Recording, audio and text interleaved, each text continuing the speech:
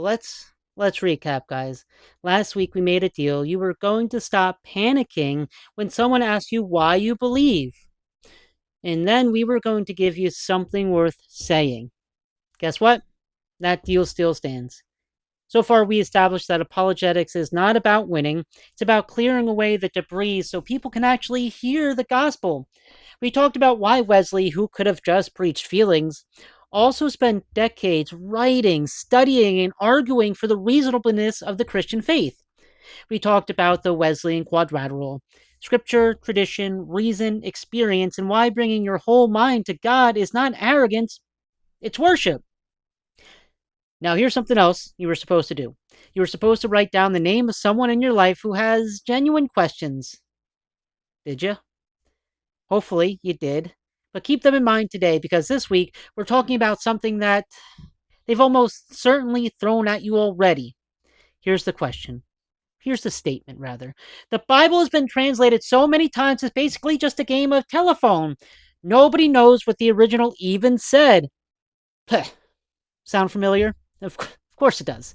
It's one of the most common objections to Christianity. It sounds authoritative, and most of us freeze when we hear it. Not anymore, guys. Today we're going to find out what the manuscript evidence actually says, and the answer is going to surprise you in a good way. The Bible is not a fragile document. It has survived empires, critics, and centuries, and your brother in law. It can survive your neighbor's philosophy degree, too, so don't worry. Wesley called himself a man of one book, not because he was naive, but because Scripture was his North Star, and he read it the Wesleyan way, through Scripture, tradition, reason, and experience together. That's not weakness. That's exactly how we're going to make the case today. So let's talk about why we trust the book. Let me ask you something. If I handed you a book, not the Bible, just any old book, and I told you it was written by 40 different authors on 3 different continents, 3 different languages over a period of 1,500 years, what would you expect it to look like? A mess, right? Maybe full of contradictions, with 40 different opinions, with no coherent story, no consistent message. That's what the Bible should be. And it's not. And this is one of the most stunning facts in the history of human literature. Last week we talked about why apologetics, why it matters, and why God is not afraid of your questions. This week we're going to do something that surprises people every single time. We're going to let the Bible make its own case, not by asking you to take it on faith, you probably should, but by looking at what's exactly in it. Because the internal architecture of this book is either the greatest coincidence in all of history, or it is exactly what it claims to be. Let's start inside the text itself. The Bible is not 66 separate books that happen to be bound together. It is one unified story written by dozens of authors who have never met each other, and yet they reference, they quote, they fulfill, and interpret each other with a precision that is quite frankly hard to explain without a divine author behind it all. Moses writes in Genesis 3 that the seed of the woman will crush the serpent's head. That's around 1400 BC. 1,400 years later, Paul writes in Romans 16:20, the God of peace will soon crush Satan under your feet. Same image, same promise, 14 centuries apart. Neither author knew each other and both point to the same event, a coming deliverer who defeats the ancient enemy. Or take this, the figure of the suffering servant in Isaiah 53, written approximately 700 years before Jesus was born. Listen to what it says. He was pierced for our transgressions. He was crushed for our iniquities. He was led like a lamb to the slaughter. They made his grave with the wicked and with the rich man in his death. Now open Matthew 27, open John 19, heck, open Luke 23. Every single detail. The silence before his accusers, the suffering, the burial in a rich man's tomb, it's all there. Isaiah didn't know Jesus, but he described him with the precision of an eyewitness 7 centuries in advance. That's not all, because this is just one instance. There are over 300 messianic prophecies in the Old Testament, specific, very verifiable predictions about the coming Messiah, and Jesus fulfilled every single one.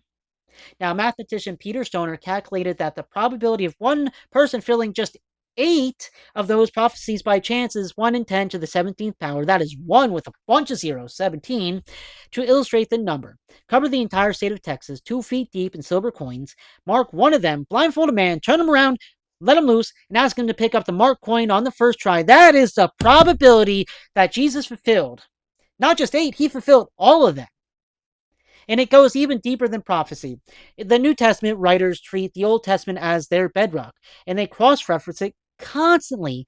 Paul quotes Genesis, Isaiah, Psalms, Deuteronomy in a single letter to the Romans.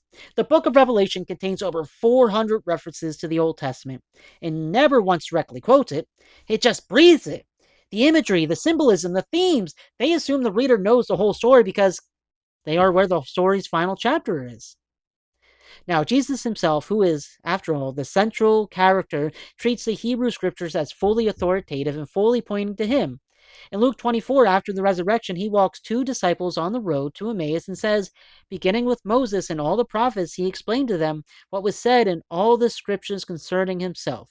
He is the thread running through every book. He doesn't just quote scripture, he claims to be its subject. Think about it. Imagine hiring 40 architects from 40 different countries, different centuries, who had never spoken to each other, and asking each one to design just one room of a house. Without a blueprint, what you get is chaos. Different styles, different scales, rooms that don't connect. What you would never get is a coherent, beautiful, fully functioning home where every room flows into the next, where the foundation laid in the room holds up the ceiling.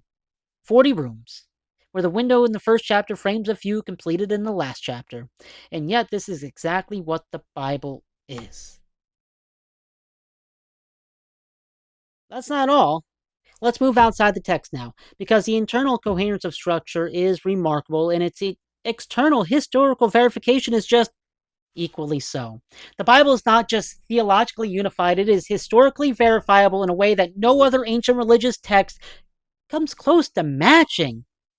Archaeology has confirmed detail after detail after detail in the biblical record that skeptics once just dismissed. For centuries, scholars said there was no evidence for the Hittite people named throughout the Old Testament. They concluded the Bible had just invented them. Then guess what? 1906, archaeologists unearthed the Hittite capital of, I hope I say this right, Hattusa in modern Turkey. Tens of thousands of tablets, an entire civilization. The Bible is right. Now, King David was just dismissed as a mythological figure even, a legendary king with no historical basis until 1993. I was alive then, when archaeologists at Tel Dan discovered a stone inscription explicitly referencing the House of David, written within a century of David's life from an enemy nation. Man, you don't reference the dynasty of a fictional king on a victory monument. That would just be crazy. Pontius Pilate, the Roman governor who sentenced Jesus to death, was for years known only from the Gospels and a passing mention in the Tacticus. Some argue that he may not even existed. 1961, a limestone block was unearthed in Caesarea Maritima, carved into as Pontius Pilatus, prefect of Judea. The man who stood across from Jesus in John 18 has a monument. He was real. Guess what? The trial was real. And then there are manuscripts. We covered this briefly last week, but let me sharpen it here. We have over 5,800 Greek manuscripts of the New Testament. The next best attested document, Homer's Iliad, has about 1,800. Julius Caesar's Gallic Wars, 10. The gap between the original writing of the New Testament and our earliest manuscript copies is as little as 25 to 50 years for some texts, within living memory of eyewitnesses. Compare that to Aristotle. 1,400-year gap. Plato, 1,200-year gap. Nobody doubts Aristotle, nobody doubts Plato, and yet the New Testament has evidence that embarrasses every other ancient text in existence. 1947, when Bedouin shepherds discovered the Dead Sea Scrolls in the caves near Qumran, manuscripts of the Hebrew Old Testament dating to 100 to 200 BC, a full 1,000 years older than anything we previously had. Scholars held their breath. If the text had drifted over 1,000 years, everything would be called into question. They compared the scroll of Isaiah, all 66 chapters, to the version we already had. It was more than 95% identical. The remaining 5% was spelling variations and copyist notes. Not a single doctrine, not a single prophecy, not a single verse of substance had changed. 1,000 years of copying, essentially perfect transmission. Now, this gets back to our Methodist theology here. Wesley called himself a man of one book, homo unus libri, not because he hadn't read anything else, because he had. He read philosophy, medicine, science, history, and classical literature in 6 languages. And at the end of all that reading, he kept coming back to Scripture. Not out of ignorance, but out of conviction. He had seen the competition, he knew what the alternatives were, and he concluded that this book was unlike any other book ever written, not just spiritually, but historically, literally, architecturally, it all stood on its own. Now, our Wesleyan tradition places Scripture first in the quadrilateral because it deserves to be first. Not as a power play, not out of sentimentality, but because when you actually examine this book, its internal coherence, its cross-references, its prophetic accuracy, its archaeological confirmation, its manuscript tradition, the honest conclusion is something extraordinary is going on here. Something that defies the odds of human authorship alone. So here's what I want you to leave with today. The next time someone tells you that the Bible is just another ancient religious text, is just mythology, is just stories, just one tradition among many, you don't have to get defensive, guys. You can calmly say, actually, I'd push back on all that. No other ancient text has its internal cross-referencing, its prophetic precision, its archaeological confirmation, or its manuscript density. I'd be happy to walk through the evidence with you if you're curious. Or just show my video, it's fine. That's not arrogance, that's readiness. That's 1 Peter, verse 13, 15. Chapter 3, 15. Yeah, you get it. This week, I want you to do one thing. Pick one of the cross references we talked about today, Isaiah 53 in the Passion Narratives, or Genesis 3 and Romans 16, or the Road to Emmaus in Luke 24, and read both passages side by side. Let the book make its own case to you before you try to make it to anyone else, because you cannot give away what you do not yet own. This book was written across 15 centuries on 3 continents in 3 languages by shepherds and kings and fishermen and scholars and prisoners and priests. And it tells one story, one unbroken, internally consistent, historically verified, archaeologically confirmed, prophetically precise, resurrection anchored story about a God who would not stay silent, who wrote himself into history, who left evidence everywhere for the people who were willing to look. That is the book we trust. That is the book we defend, and it can be more. It can be so much more than hold its own. Blessed assurance, you're calling me home. Grace like a fire, I never outgrow.